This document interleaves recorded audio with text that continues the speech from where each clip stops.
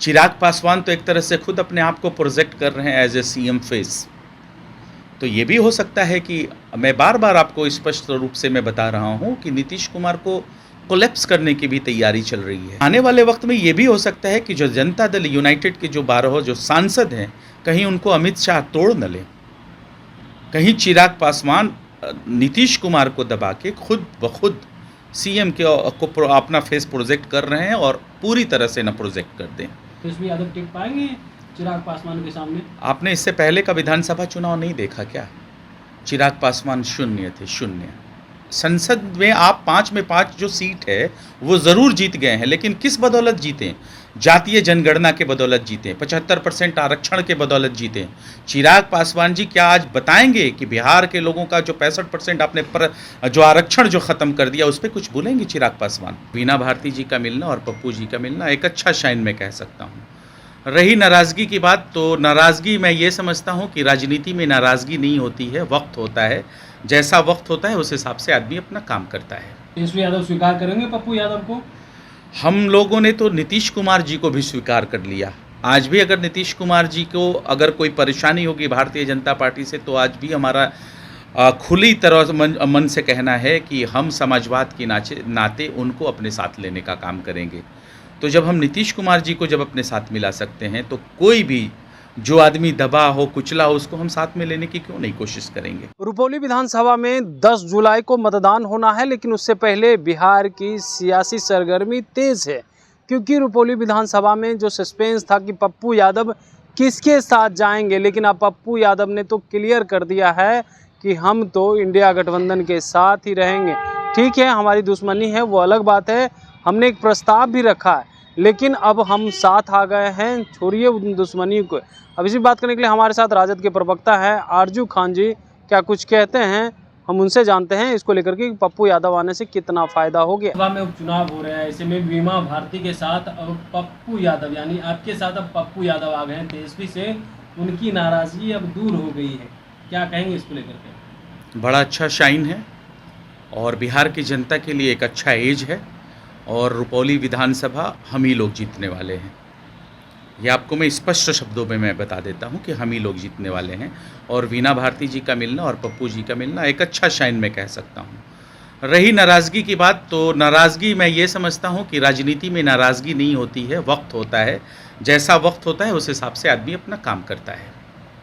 आप कह रहे जैसा वक्त होता है उस हिसाब से काम करता है, लेकिन पप्पू यादव तो काफ़ी नाराज़ थे, तेजस्वी यादव तो खूब बरसते हुए नजर आ रहे थे। कई बार तो यहाँ तक कह दिए कि तेजस्वी जीत जाएगा तो संन्यास ले लेंगे। फिर तेजस्वी यादव ने तो कहा था कि इंडिया को वोट दीजिए या तो एनडीए को वोट। देखिए, ये एक्सट्रीम मीडिया क्या क्या खेल करती है वो किसी से छिपा हुआ नहीं है कि हमारे नेता ने क्या कहा या फिर उनके नेता ने क्या कहा।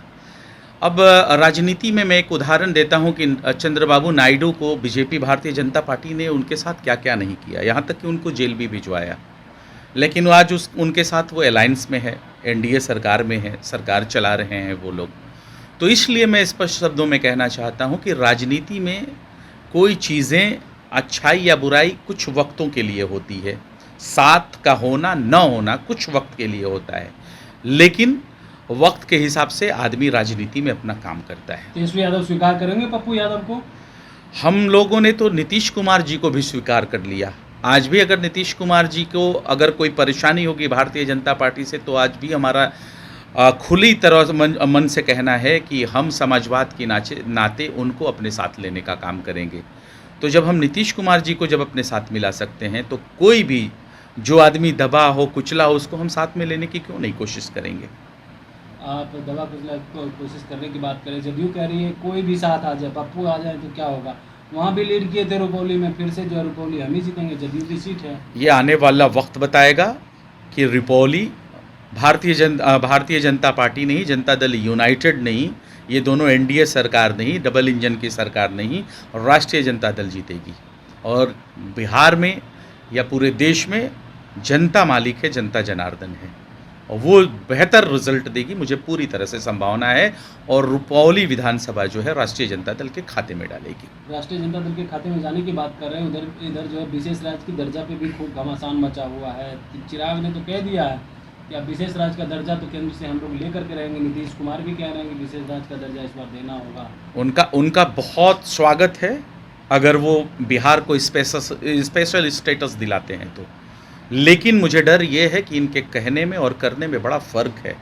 17 साल से ज़्यादा लग गए, आप लगातार डबल इंजन की सरकार बिहार में चला रहे हैं, उसके बाद भी बिहार को आज तक स्पेशल स्टेटस की ही आप बात कर रहे हैं, आप अभी तक स्पेशल स्टेटस बिहार को दिला नहीं पाए हैं।